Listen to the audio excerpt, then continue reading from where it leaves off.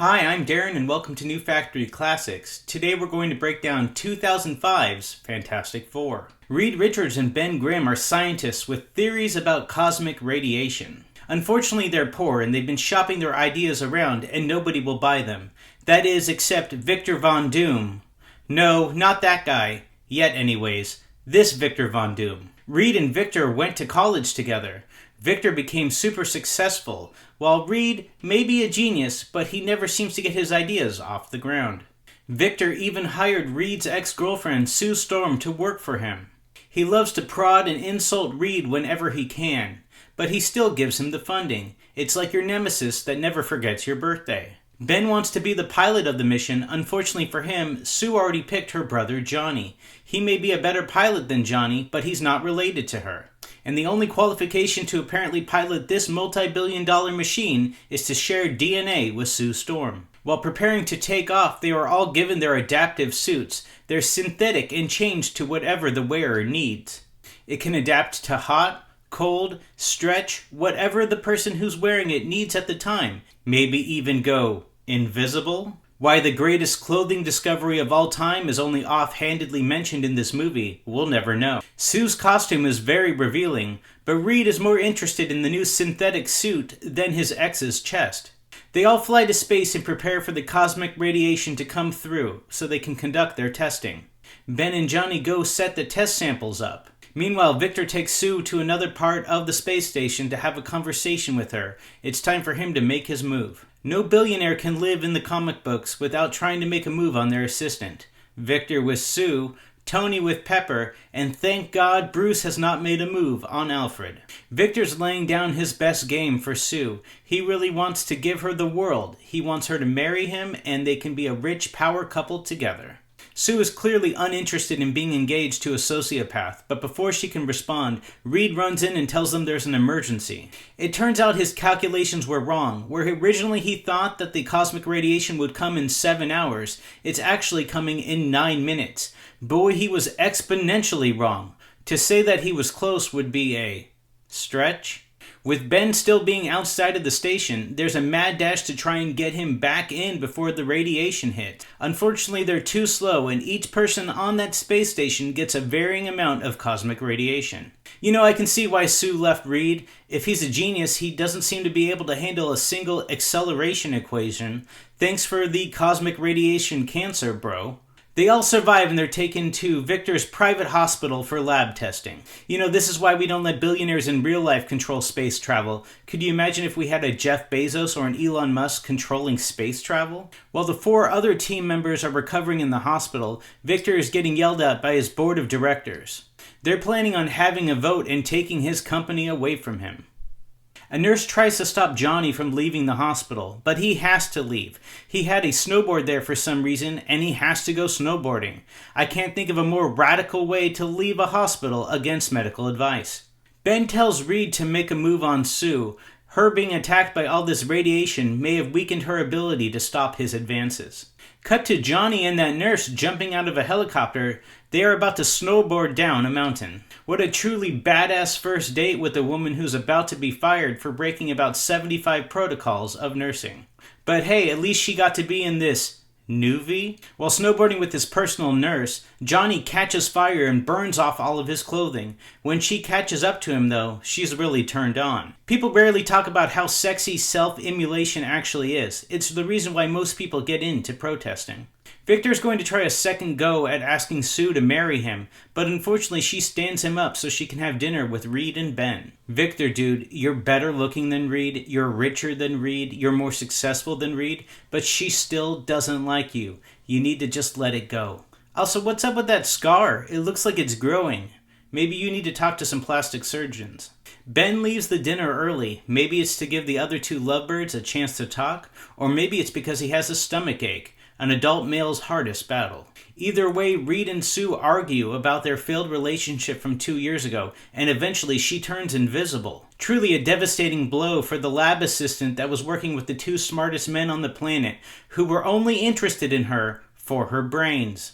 Scared that she turned invisible, Sue knocks over a bottle of wine, but Reed stretches his arm out really far to catch the wine. So let's talk about everyone's powers so far. We have fire, we have invisibility, we have stretching, and we have tummy ache. Ben ends up turning into the Thing, a giant rock monster, and he gets scared and he breaks out of the lab. But I'll tell you, nobody wants to see a giant rock in a comic book movie. Ben goes to visit his wife, but he ends up getting shunned by her. He looks like a giant rock monster. That's not who she married. He climbs up onto a bridge and looks out. His life is ruined, and eventually he sees a jumper, but convinces the jumper to stop. Ben stops the man from killing himself, but he's almost hit by a semi-truck, so Ben stops the semi-truck but causes a chain reaction of car accidents. Ben ends up saving the semi-truck driver also, but he gets surrounded by cops aiming their guns at him. Sue, Reed, and Johnny show up, but there's no way to get past the cops, so Reed has the idea for Sue to get naked. If she takes off all of her clothing, then she can go invisible and walk by the cops. Sue gets by the cops and somehow Reed and Johnny do also. This is not explained, but then she's dressed again. There really was no reason for her to get naked in the first place. Technically though, they did get past the cops, so Reed's idea did work, so never question a genius when he tells a model to get naked. There's a series of explosions and the team has to break into different parts to save people on the bridge. Johnny stands in front of a little girl and absorbs some fire. Sue makes a force barrier around an explosion, saving a group of people. Reed stretches super far and catches a fireman that's about to fall off the bridge. And even Ben uses his extreme strength to pull a fire truck from falling off the bridge. Even Ben's wife shows up and uses her superpower of throwing her ring at Ben and dissolving their marriage.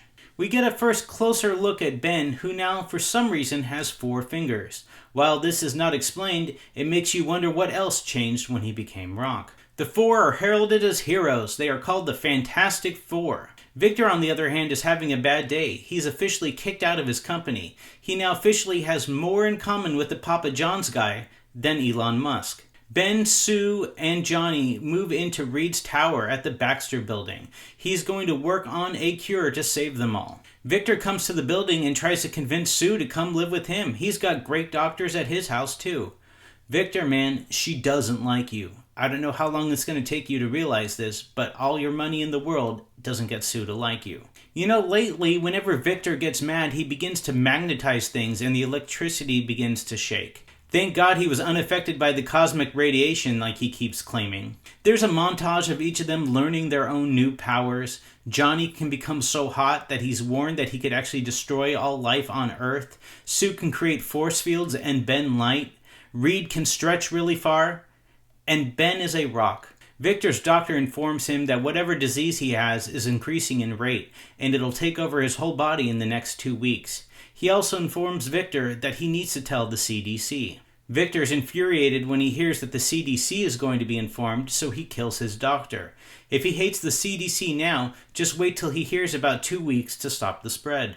Reed lets everyone know that since they were wearing their special synthetic suits when they got hit with the radiation, their suits changed too. So Sue's suit can go invisible when she turns invisible, Johnny's suit can actually withstand his heat, and his suit can stretch when he stretches his arms. While that may sound fantastic, they just found out that they have to wear a single pair of clothing for the rest of their lives. Sue is on the street running errands, but she ends up getting chased because she's famous now.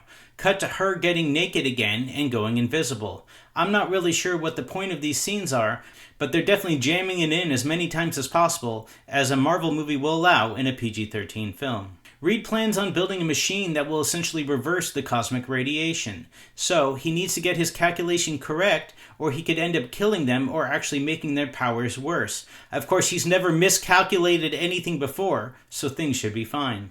Victor learns that he can suck the energy out of buildings and end up shooting them out of his hands like lasers. He uses his new ability to shoot the man who was stealing his company. You know, I'm starting to think that he did get affected by that cosmic radiation. Johnny gets bored of waiting for Reed to come up with a solution, so he ends up breaking out of the Baxter building, and he goes back to his original career, being a motocross stuntsman. He's interviewed after the event and he gives everyone names. He's Johnny Storm, she's the Invisible Woman, Reed is Mr. Fantastic, and he calls Ben the Thing. It seems that nobody can control Johnny or stop him from talking too much, though I doubt this will ever be a bad thing for him in the future.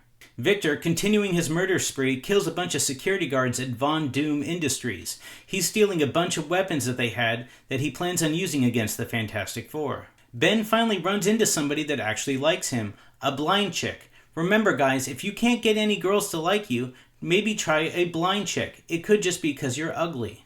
Ben returns home and finds that Sue and Reed have gone off on a date. Despite the fact that Reed said he was going to spend every waking moment trying to find a cure, he's been off on a date with Sue. He's pissed off at Reed and Sue, and he ends up running away from the Baxter building. Reed, embarrassed that he put his love life over the experiment, ends up testing it on himself. Though there's not enough power, so instead of stretching, he just kind of has a stroke on one side and begins to melt. Victor, who's been watching all the testing with his camera, figures out that what Reed was missing was enough power. So he convinces Ben to get in the machine, and he provides enough power to the machine so Ben will actually be changed back into a human. Welcome back, Detective McMackey. When Victor touched the machine, he ended up stealing all the cosmic radiation from it and became Dr. Doom. He ends up knocking out the newly human version of Ben and then ends up beating the stroked version of Reed. You know, it would have been very ableist for him not to beat up Reed. Johnny and Sue head off towards Von Doom Towers. It's their goal to save Reed. Luckily, Victor is talking and playing around with Reed, as opposed to killing him instantly like he did with his first 20 victims. Ben wants to help too, but he's just a human. So then he looks back at the machine and realizes he only has one thing he can do: change back into the thing. While shooting yourself back and forth with cosmic radiation probably isn't the healthiest thing, that's something that Ben can discuss with his rock oncologist in the future. From across the city, Ben appears at Von Doom Tower almost instantly. I'm not sure exactly how he got there. Maybe the second set of cosmic radiation gave him warping abilities. Ben and Doom fight in the street while Sue tries to warm up a frozen Reed Richards. Dr. Doom goes full evil and does the most crazy thing that you can do in New York, shooting at cops, which was really frowned upon right after 9/11. The four finally come together and fight Dr. Doom as one. They end up rapidly heating him and then rapidly cooling him, freezing him into a metal statue. The Fantastic Four have won.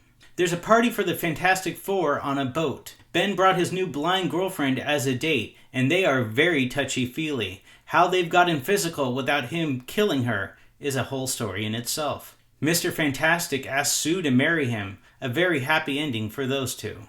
Dr. Doom is being shipped back to Latveria, but at the end you can see that he's beginning to wake up. He may need some WD-40 though if he plans to attack the Fantastic Four in the future with any non-statue-based attack. For now, New York is saved thanks to the Fantastic Four. And now I have seen it so you don't have to. Please like, subscribe, and share. Thank you.